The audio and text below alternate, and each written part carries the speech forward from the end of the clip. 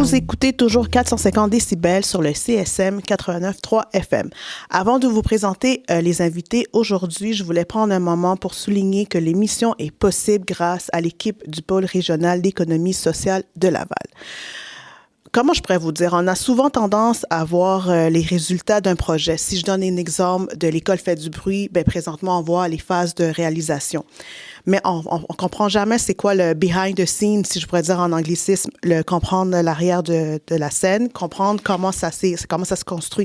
Donc, c'est la raison pour laquelle je suis vraiment contente aujourd'hui. On reçoit des personnes clés qui vont nous aider à mieux comprendre c'est quoi l'économie sociale.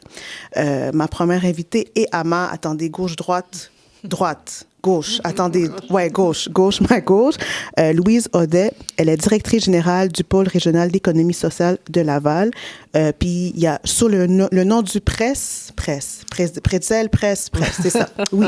Donc Louise, merci d'être avec nous. Merci de nous recevoir. Je voulais savoir, c'est quoi exactement le rôle du pôle? En fait, le pôle d'économie sociale, on est un organisme... En fait, si vous faites économie sociale Laval, vous allez trouver le site web facilement. Le pôle, en fait, on est financé par le gouvernement du Québec et la ville de Laval. Puis notre rôle, c'est de stimuler puis de soutenir les startups en entrepreneur collectif ou économie sociale. On va vous dire entrepreneur collectif, économie sociale, c'est la même chose. Donc, notre rôle, c'est de soutenir les startups dans ce secteur-là et aussi de soutenir les entreprises existantes en économie sociale à Laval. Peut-être que je peux expliquer un petit peu c'est quoi la bébite de l'économie sociale. Ben oui, c'était ma prochaine question, donc tu m'as devancé. En fait, l'économie sociale, c'est... vous pouvez regarder sur le web, il y a des définitions formelles, mais j'aimerais ça vous donner une définition qui est plus celle que j'utilise. En fait, c'est comme un hybride entre une entreprise privée normale du marché, parce que et un organisme communautaire ou un organisme public. L'idée, c'est l'entreprise d'économie sociale, l'entreprise collective, elle va chercher tout le volet entrepreneurial, développement d'affaires de l'entreprise privée traditionnelle. Puis elle va chercher la mission sociale, environnementale, culturelle, agroalimentaire, on va en parler aujourd'hui, des organismes communautaires ou d'organismes publics. Alors, c'est un mix des deux. Fait que si moi, j'ai le goût de partir en affaires, mais j'ai le goût de changer le monde en même temps, l'économie sociale, c'est probablement la meilleure trajectoire. Donc, finalement, il y a quand même une balance. Oui, vraiment un équilibre. Puis c'est vraiment de dire, c'est pas parce qu'on est un organisme sans but lucratif, officiellement au sens de la loi, qu'on n'a pas une opération marchande. On vend des produits, on vend des services. Mais dans le fond, l'idée de la différence, c'est que notre mission de base est au niveau social ou au niveau environnemental ou culturel ou tous les secteurs. En fait, il y en a dans tous les secteurs au Québec de l'économie sociale.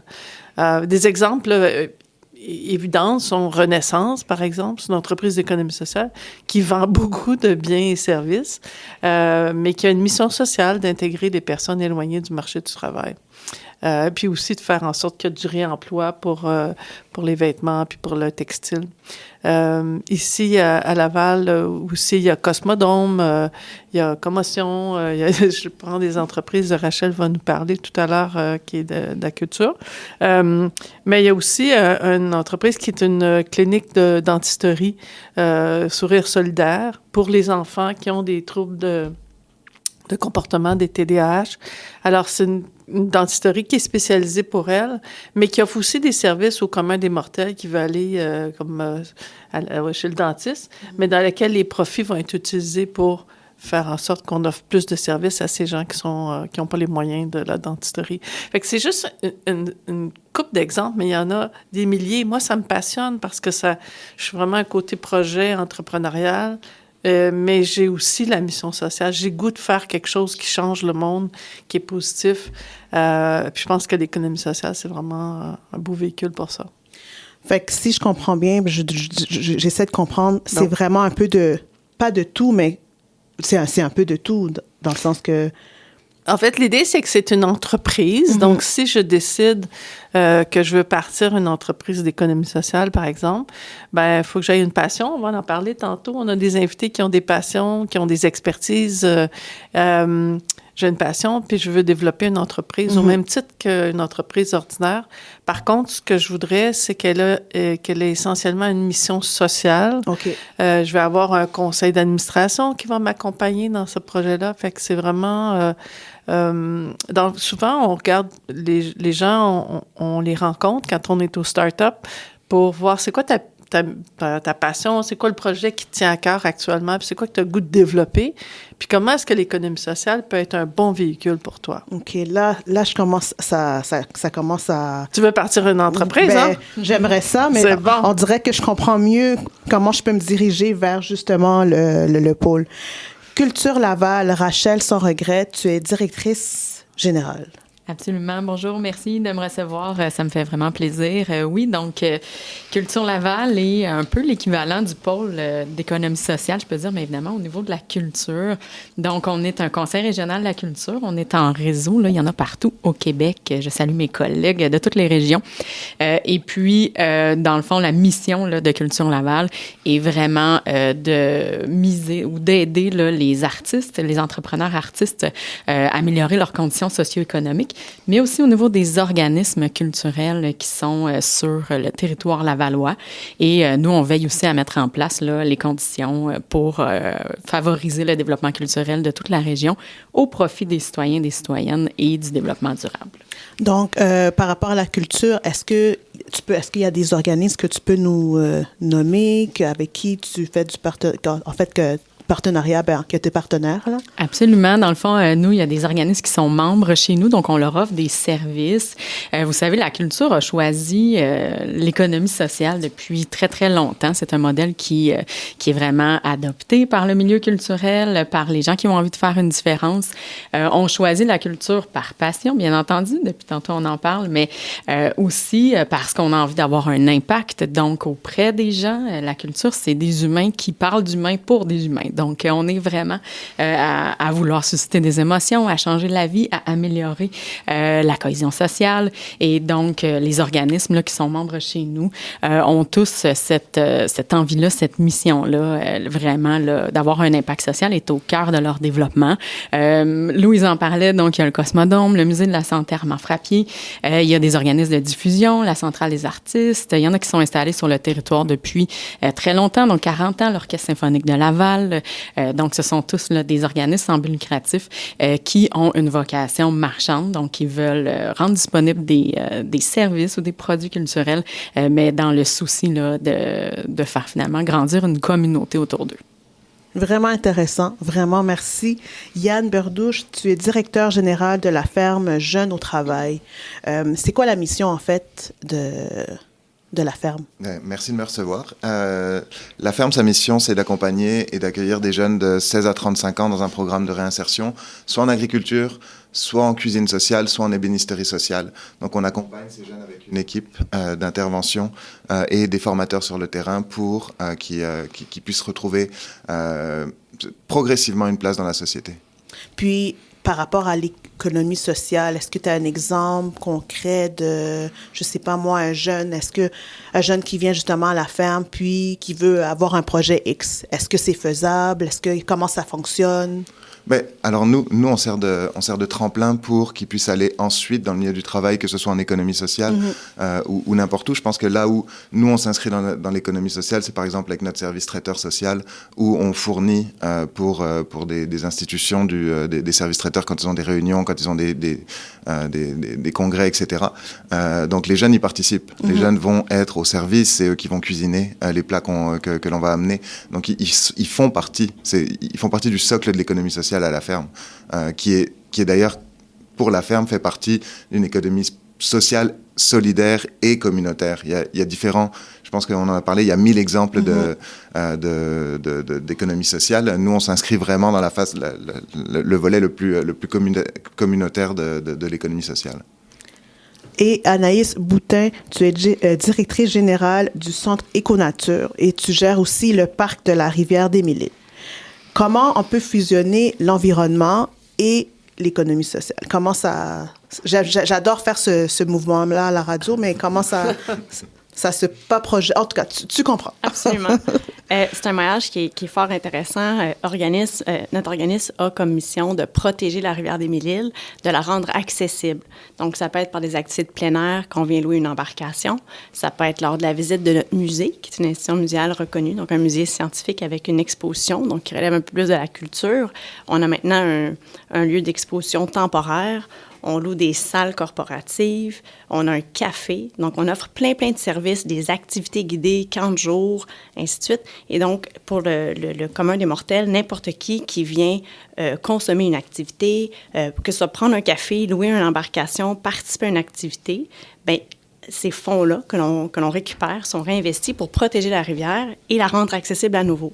Donc, c'est vraiment intéressant. Donc, au lieu d'enrichir des actionnaires lorsqu'on vend des services, bien, on enrichit la collectivité avec une rivière en santé qui est accessible et les retombées de ça vont être bonnes, pas juste maintenant, mais dans 50 et 100 ans. Donc, c'est vraiment intéressant. Puis, on travaille avec un juste équilibre entre la mise en valeur et la conservation, parce qu'on amène des humains dans la nature. Il faut s'assurer d'une expérience sécuritaire, agréable, et aussi de préserver ce joyau-là de biodiversité. Puis c'est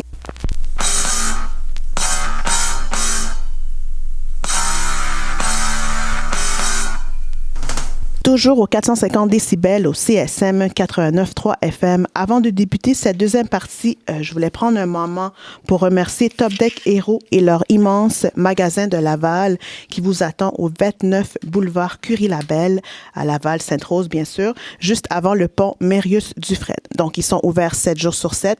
Puis pour plus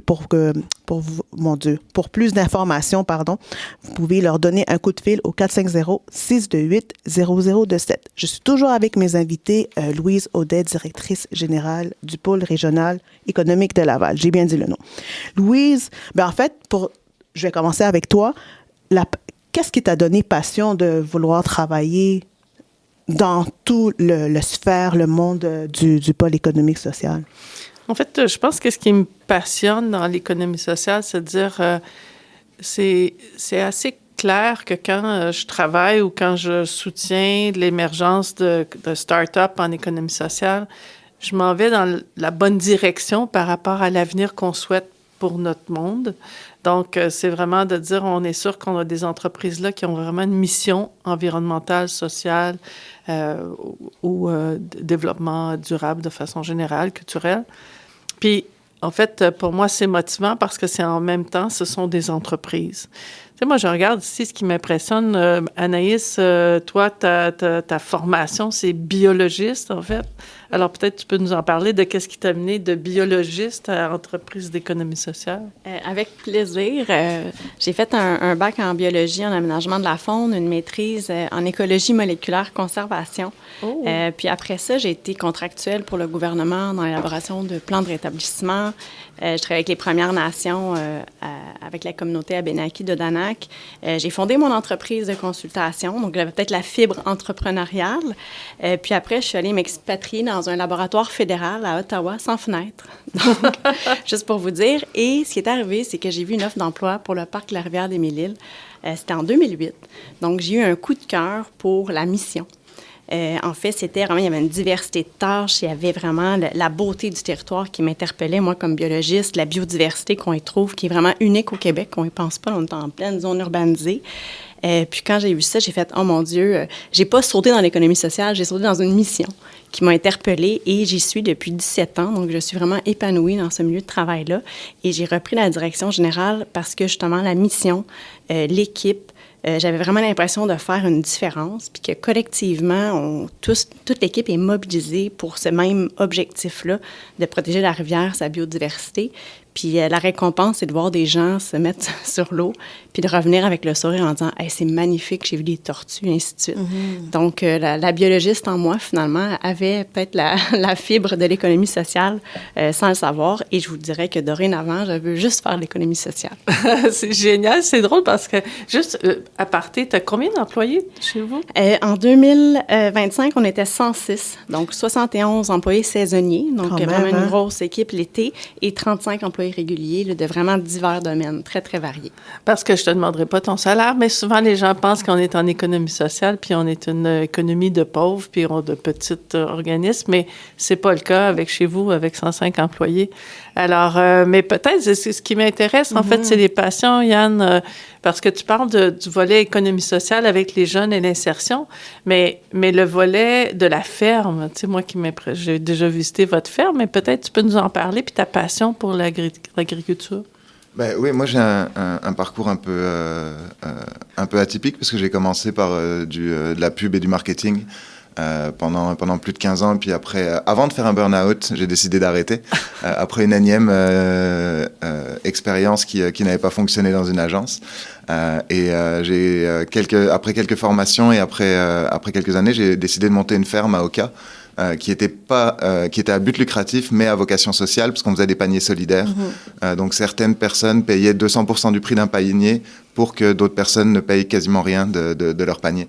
Donc il y avait déjà cette vocation-là, même quand j'ai créé mon entreprise, j'avais pas pensé au modèle d'économie sociale à l'époque. Mais ensuite, j'ai découvert l'agriculture sociale, et puis c'est là où je me suis rendu compte que toute l'agriculture devrait être comme ça, parce que à part les grands propriétaires terriens, personne ne fait de l'argent en étant un petit agriculteur. Donc on devrait financer ce volet-là de notre société. Comme tu disais, la culture, c'est des personnes qui parlent pour d'autres personnes. Ben, nous, c'est des personnes qui cultivent et puis qui nourrissent d'autres personnes. Donc, on devrait avoir un modèle d'économie sociale aussi pour l'agriculture.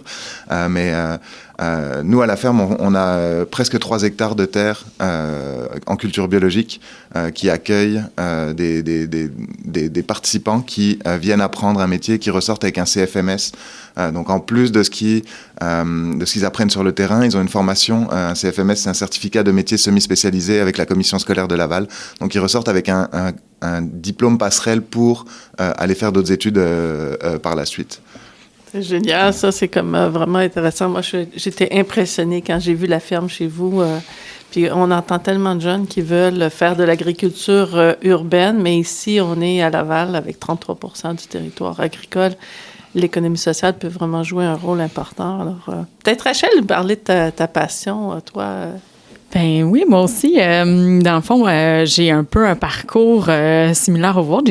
J'étais fonctionnaire. Donc, moi, j'étais fonctionnaire au niveau municipal. J'ai beaucoup aimé ces années-là de ma carrière. Moi, j'ai étudié en arts. J'ai fait une maîtrise en littérature. Et puis, finalement, il est arrivé un moment où je me trouvais loin des gens, justement, loin d'avoir un impact réel, concret, quotidien sur des personnes, sur des organisations qui touchent directement à des humains. Et puis, je me suis rendu compte que ce que j'aimais finalement, c'était aider.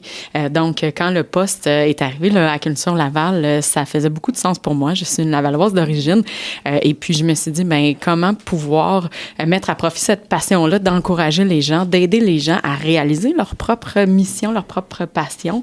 Je suis très impressionnée, moi, par les gens qui décident de devenir des artistes. On oublie des fois qu'être un artiste ou avoir un organisme culturel, c'est un métier et on a droit de vivre dignement de ce métier-là. C'est un secteur de l'économie qui est très important, la culture. Et puis, on a souvent tendance à penser à des artistes comme un peu des martyrs qui se sacrifient au nom de l'inclusion, au nom de la fierté nationale et compagnie. Mais au fond, ce sont des gens, souvent des entrepreneurs ou des organismes là, qui ont à leur tête des gestionnaires chevronnés qui sont prêts à sacrifier des choses au profit justement d'une vision, d'une mission, qui sont très investis. Et puis finalement, tous les jours, avec mon équipe, là, on est 8 à Culture Laval, on est spécialisé dans plusieurs types d'accompagnement qu'on peut offrir. Et puis tous les jours, finalement, on fait une différence dans la vie de ces organismes-là. Et puis c'était vraiment un privilège de pouvoir être ici à Laval, puis de les voir évoluer, puis de les voir réussir au final. Vous écoutez toujours le 450 décibels sur le CSM 89.3 FM. J'ai une question pour vous quatre. Pourquoi Laval se démarque vraiment par rapport à l'économie sociale? Parce que moi, j'entends pas à Montréal qu'il y a on parle pas d'économie sociale à Montréal. Donc, selon vous, pourquoi vous vous démarquez? Ah, bien là, peut-être qu'à Montréal, on parle beaucoup d'économie sociale, je dois avouer. Oh non, mais ça veut dire pas, que... Non, mais je le dis parce que j'ai des collègues, en fait, il y a des pôles d'économie sociale dans toutes les régions du Québec, un peu comme Rachel avec Culture Laval. En fait, à Laval, ce qui est particulier, c'est que au contraire, on se démarquait pas. Tant que ça. Mm-hmm. On avait moins d'entreprises d'économie sociale, encore c'est le cas, par capita que d'autres régions du Québec. Par contre, là où on se démarque, il y a deux endroits, c'est qu'on a des entreprises d'économie sociale qui ont des durées de vie de 35-40 ans. Les entreprises d'économie sociale, en général, ont 2 fois plus de chances de succès que des entreprises privées à but lucratif. Et puis à Laval, donc on se démarque parce qu'on a des entreprises quand même qui ont beaucoup d'histoires, qui sont bien enracinées dans leur territoire. L'autre élément qui est le plus, je dirais, politique un peu, où on se démarque, c'est qu'il y a une volonté de changer ça à Laval. Mais c'est ça, Louise, parce que, tu sais, tantôt tu disais oui à Montréal, mais nous, les jeunes, on n'entend pas parler vraiment. Fait que c'est pour ça que tantôt, j'étais comme, on n'entend pas parler, mais je vois ce que tu veux dire. Ouais, je vois ce que tu veux dire. Je prends le commentaire, Bénédicte, comme un compliment par rapport à ce qui se passe à Laval au niveau de l'économie sociale. Puis l'école fait du bruit, on fait du bruit par rapport à l'économie sociale, puis on est bien fiers de ça.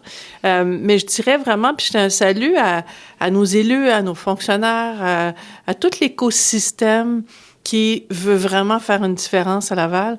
Puis, si j'avais une entreprise d'économie sociale à démarrer, je viendrais à Laval parce que on va vous accueillir à bras ouverts. Fait que ça, c'est une première démarcation importante.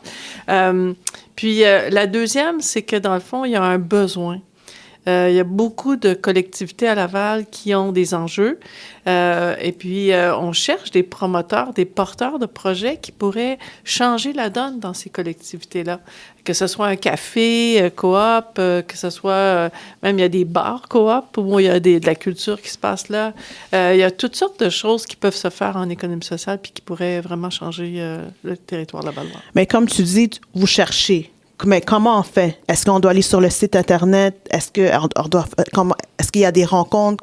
Si on veut on a un projet concret, Tu m'ouvres la porte, oui. Bénédicte, c'est génial parce qu'il y a un prochain incubateur qui va se faire en janvier. Si vous allez sur le site du pôle d'économie sociale, Économie sociale Laval, vous allez voir des informations sur l'incubateur en entrepreneuriat d'économie sociale. Puis l'incubateur, c'est vraiment chouette parce que c'est le moment où on choisit un certain nombre de projets, des gens qui ont des idées de projets, puis on les accompagne à travers une série d'ateliers, puis ils sont en cohorte, fait qu'ils sont en groupe pour essayer de faire en sorte que leur projet puisse prendre vie, puis qu'on ait... Alors, mais l'autre chose que je dirais qui m'interpelle, puis je profite de l'occasion pour les auditeurs, c'est de dire, si vous avez une passion, l'économie sociale, c'est pas un secteur d'activité, c'est un moyen.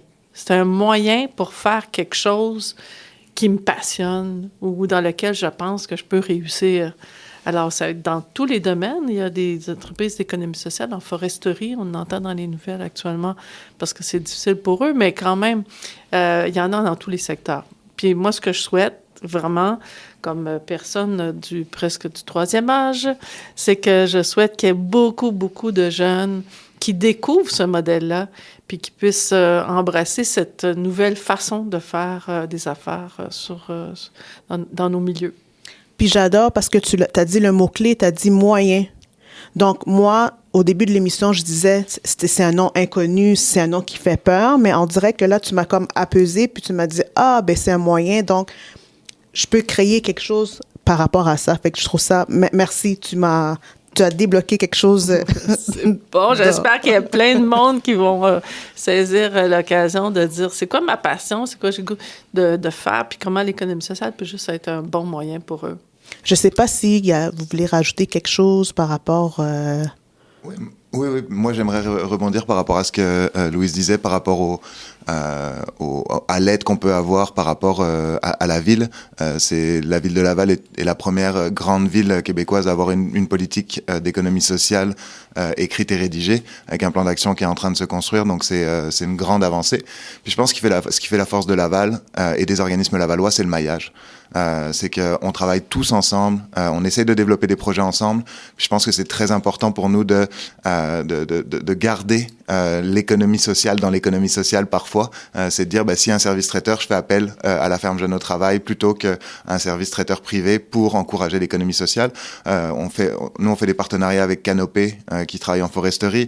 On travaille avec Tourisme Laval pour des événements aussi. Donc, il y a un maillage qui est là, on est tous ensemble, puis on se tient ensemble. Puis ça, c'est vraiment beau à voir quand on est à Laval. Anaïs, Oui, dire. D'ailleurs, Rachel. Ferme Jeune au Travail a fait notre mobilier dans le centre d'exploration. Donc, moi, j'allais dire le maillage, c'est vraiment la clé. Puis on a la chance à Laval d'avoir tous ces intervenants-là passionnés dans divers domaines. Puis je pense que l'économie sociale, c'est une façon d'avoir une mise en valeur du savoir, du talent local. Puis j'espère dans le futur voir d'autres entreprises d'économie sociale naître et aussi fusionner. Et on va faire des belles choses collectivement là, à Laval pour tous. Absolument. Puis je suis d'accord avec cet esprit-là. Moi, je trouve que qu'est-ce qui est particulier à Laval, c'est comme si on était une petite grande ville. Donc, il y a tout un réseau de solidarité qui se fait, qui est intersectoriel. Donc, la culture est maillée avec les autres secteurs, avec le tourisme, avec le développement économique. Et puis, la ville est un partenaire là, vraiment intéressant pour l'ensemble là, de ces développements-là qu'on essaie de faire. Et j'irais plus loin aussi à dire, je ferais peut-être un appel aujourd'hui. Donc, je tendrais la main au secteur qui est plus classique, privé. On n'a pas besoin de comparer l'économie sociale et le secteur privé en opposition. Donc, ça peut vraiment être... on peut vraiment faire partie d'une chaîne, là. Yann, tu parlais de maillon. Donc, l'économie sociale, c'est pas le maillon faible de cette chaîne économique-là. Et je pense que Laval pourrait être un exemple vraiment intéressant d'une ville qui a un écosystème économique solidaire. Donc, tous les types d'entreprises pourraient là, travailler ensemble. Et puis, on pourrait vraiment se démarquer, je pense, au niveau québécois. Donc, moi, je tends la main vraiment au secteur privé pour qu'il fasse une place là, à l'économie sociale dans leur achat, dans leur visibilité, dans leurs clients. Donc, je pense que ça peut vraiment être quelque chose de fort intéressant qu'on développe ensemble. Louise, tu voulais rajouter un petit quelque chose? En fait, moi, je voulais rajouter un rêve. Moi, j'ai un rêve qu'on puisse, à Laval, concevoir ensemble une entreprise d'économie sociale de calibre international. Alors, vraiment, de dire... On réfléchit ensemble, puis s'il y a des étudiants ou des gens qui ont des idées de projets. Moi, je rêvais d'une entreprise pharmaceutique à l'international. Ce serait le fun d'avoir une entreprise qui n'est pas à but lucratif, mais qui a la mission de la santé au centre de son modèle d'affaires. Alors, c'est mon rêve. Je le lance.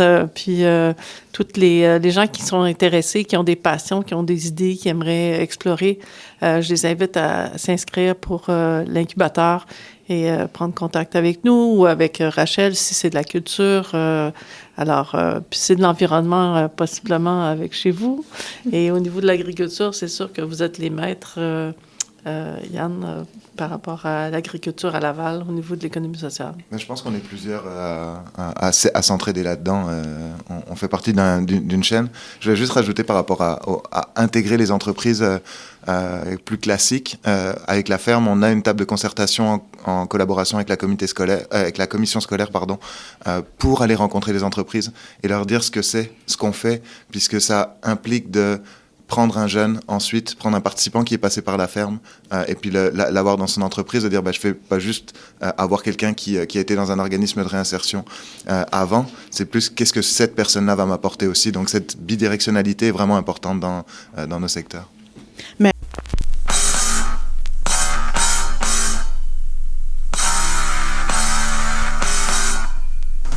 De retour à 450 décibels sur le CSM 89.3 FM. Avant de commencer, finalement, on va faire une table ronde. avec mes invités, bien sûr. Je ne vais pas être tout seul pour faire la table ronde, inquiétez-vous pas. Avant, je voulais dire un grand merci à notre partenaire Gosselin Photo Vidéo à Laval qui rend cette émission possible et c'est grâce à eux qu'on peut partager tout ça avec vous. Donc, Louise, je te laisse le oui, micro. En fait, je fais le lien. Tout à l'heure, on parlait avec Rachel de comment les entreprises privées peuvent contribuer. D'ailleurs, Gosselin Photo vous contribue à l'économie sociale en soutenant la radio ici. Et puis, mais il y a peut-être d'autres exemples. Je sais, peut-être, voyons, à Éco-Nature, il y a peut-être quelque chose que tu veux nous parler. Oui, certainement. Bien, Éco-Nature, on a le Centre de réhabilitation des tortues du Québec. Donc, c'est unique dans la province. Il y en a un en Ontario. On était le seul au Québec qui soigne des tortues qui sont blessées sur le réseau routier ou, blessées de d'autres façons dans l'ensemble du Québec. Et c'est grâce à un partenariat avec CVL, donc le Centre vétérinaire Laval, ici à Laval, une entreprise privée de vétérinaires. Et on a le vétérinaire Édouard Macolini qui dédie des ressources annuellement pour soigner, stabiliser ces tortues-là qui se font frapper, qui sont en état critique. Donc, elles sont stabilisées et ensuite envoyées chez nous pour leur longue convalescence avant de les remettre à la nature. Donc, on parle de contributions vraiment majeures. On parle de centaines de tortues annuellement qui sont soignées et remises dans la nature partout au Québec. Donc, c'est vraiment une implication d'entreprises privées pour un bien, pour la biodiversité finalement et la conservation. C'est génial, vraiment. C'est drôle parce que je me dis, il y a les entreprises privées qui peuvent contribuer puis aider, mais il y a aussi peut-être les étudiants, les chercheurs dans les universités qui peuvent contribuer à soutenir les projets d'entreprises d'économie sociale. Mais il y a aussi, si tu me permets, il y a peut-être un appel aux consommateurs aussi. Donc, il y a de plus en plus d'entreprises d'économie sociale qui s'affichent comme telles, qui sont fiers de revendiquer qu'ils sont d'économie sociale. Il y a un logo même qui a été lancé il y a quelques années par le chantier de l'économie sociale. Donc, peut-être que les consommateurs, les gens pourraient aussi porter attention. Donc, en plus d'acheter local, est-ce qu'on peut acheter local, mais dans une entreprise d'économie sociale? Je lance cette idée-là, pourquoi pas? C'est génial. C'est drôle, je parlais avec une personne retraitée qui a le goût de développer un projet pour les arts et la culture, vraiment. En fait, en réfléchissant à son projet, il a réalisé que l'économie sociale pourrait être un moyen pour lui de réaliser ce projet. Alors, je me demande, au niveau de l'agriculture, Yann, y a-t-il des opportunités que tu vois qui pourraient, autour de vous, ou qui pourraient être des projets d'économie sociale? Je pense que nous, à la ferme, on a la place pour accueillir justement des personnes qui voudraient monter des projets. L'été, on a un espace qui est magnifique où on organise des 5 à 7 mais c'est pas notre cœur de métier. Où on organise des événements culturels, on est partenaire de plusieurs projets, mais ça met beaucoup de pression sur une équipe qui fait déjà de la réinsertion, qui fait déjà de la cuisine, qui fait déjà de l'ébénisterie, qui fait déjà de l'agriculture. Donc oui, il y a des maillages à faire avec des entrepreneurs qui voudraient utiliser et occuper l'espace pour le futur. Bénédicte, tantôt tu parlais de comment le Laval se distingue. Actuellement, il y a un projet qui s'appelle le CAT, le collectif autour d'une tasse, qui est un projet de requalification, en fait, d'un grand bâtiment des Sœurs missionnaires de l'Immaculée Conception, qui est sur le bord de l'eau à Pont-Viau, donc qui est sur le bord de la rivière, qui regarde sur Montréal, ou Montréal regarde sur nous. Et dans ce projet-là, c'est un immense projet où on veut beaucoup la présence de la culture, des organismes culturels, justement, d'économie sociale. Et on cherche, en fait, des gens qui ont le goût de développer un projet d'économie sociale en restauration, genre microbrasserie ou restaurant, café, bistrot, parce que ce serait le seul et le premier restaurant sur le bord de l'eau à Laval. Puis Louise, comment ils font pour justement s'inscrire? En fait, ils vont sur le site En fait, ils peuvent faire deux choses. Ils peuvent aller sur le site du collectif autour d'une tasse pour voir un peu de quoi il s'agit. La deuxième chose, c'est qu'ils peuvent communiquer avec nous au pôle d'économie sociale de Laval. Donc, ils font Économie sociale Laval sur le web. Ils vont trouver le site. Et nous contacter pour dire qu'il y aura un projet qu'ils aimeraient développer à cet endroit. Il y a beaucoup de microbrasseries. Moi, j'adore les microbrasseries pour deux raisons. Parce que les microbrasseries, comme ils font leur bière, les familles peuvent y aller. c'est pas un bar, c'est vraiment une microbrasserie. On sert de la nourriture, on a les familles. Et il y a beaucoup de microbrasseries qui sont des entreprises d'économie sociale au Québec, en fait. Et on en voudrait une ici à Laval. En tout cas, ça, c'est mon rêve. Là. Il y a beaucoup de défis par rapport à ça. Mais ça serait chouette s'il y a des gens qui ont des projets de cette nature-là. Et en fait, Culture Laval va bientôt tomber en congé des fêtes, comme vous tous. Donc, ceci dit, on vous invite à aller voir notre site, notre plateforme culturelle qui s'appelle Signer Laval, qui dit congé des fêtes, dit opportunité d'aller voir, d'aller visiter les musées qui sont présents sur le territoire, d'aller participer aux activités culturelles qui vont se dérouler là, sur le territoire. On pense au 31 décembre, il va y avoir à Centropolis, qui est un partenaire de l'économie sociale en culture, un gros party du Nouvel An. Donc, consultez signerlaval.com pour découvrir là, les artistes qui sont ici sur le territoire, les activités qui s'en viennent. Donc, il y a un calendrier de l'ensemble des activités culturelles sur le territoire. Et puis, on vous invite aussi à visiter justement à Centropolis notre premier atelier d'artistes que Culture Laval a mis sur pied. Donc, 4 artistes qui se réunissent dans un local qui est vacant. Donc, on est en occupation transitoire là, d'un magasin qui n'est pas loué pour le moment.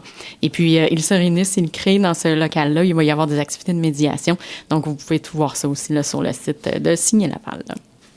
Anaïs, Yann, est-ce qu'il y a des projets qui s'en viennent pour 2025, début 2026? On a plusieurs projets. J'invite les gens à aller voir le site web là, du Parc de la Rivière-des-Mille-Îles. Entre autres, on a un camp de jour des fêtes pour les jeunes, puis plusieurs activités là, qui s'en viennent. Nous, à la ferme, on a un projet de transformation de notre production en production sociale. Donc, une grosse partie de notre production va aller aux organismes communautaires de Laval et aussi aux institutions. Donc, s'il y a des personnes qui travaillent dans des CPE, dans des hôpitaux, dans des cantines, n'hésitez pas à nous contacter parce qu'on a des fruits on a principalement des légumes, mais des légumes frais, bio, et qui doivent et qui peuvent retourner à la communauté lavalloise. Donc, faut en profiter. Moi, j'arrête pas de vous raconter mes rêves ou ce que je souhaite, mais moi, je veux lancer un petit piège à Yann de la ferme Jeune au Travail. Qu'est-ce qui fait qu'on n'a pas de serre d'envergure d'économie sociale au Québec et pour vraiment alimenter les communautés?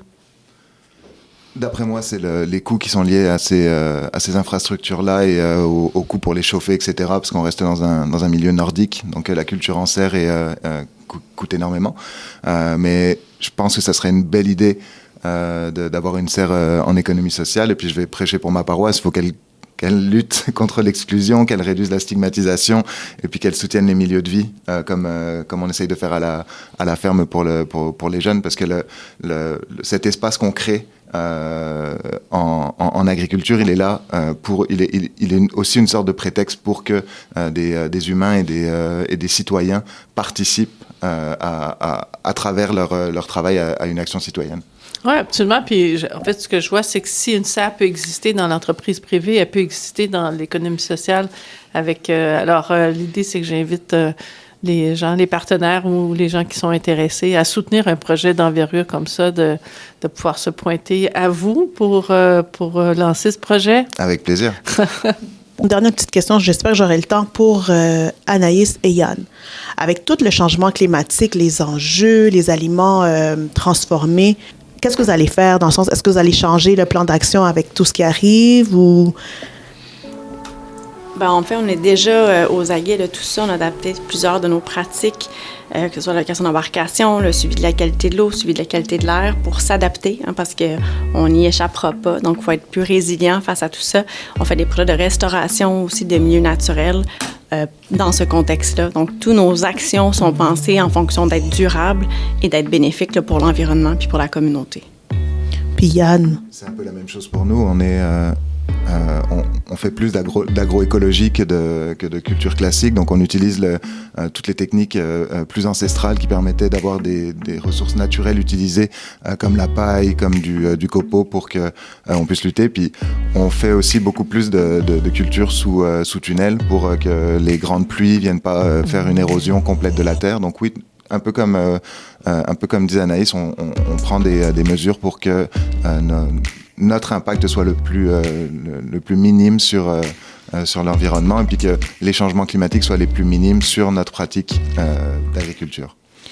Puis, en quelques mots, j'aimerais ça que vous me dites, est-ce que vous pensez que les jeunes peuvent avoir un impact pour l'économie sociale plus tard, dans quelques années, selon vous, en quelques mots?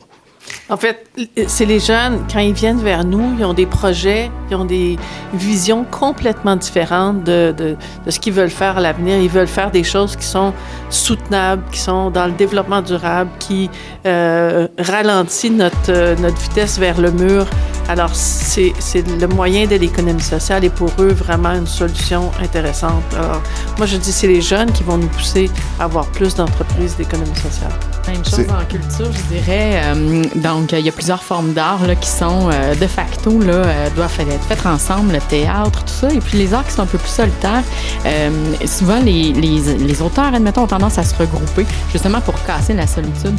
Donc, je pense que les jeunes qui décident d'embrasser une carrière artistique là, vont continuer à poursuivre là, dans ce modèle d'économie sociale. Je pense que pour nous, c'est coopérer, c'est prendre des décisions qui sont collectives, participer à des projets locaux. Donc, c'est tout ce que les jeunes peuvent amener à Laval dans l'économie sociale.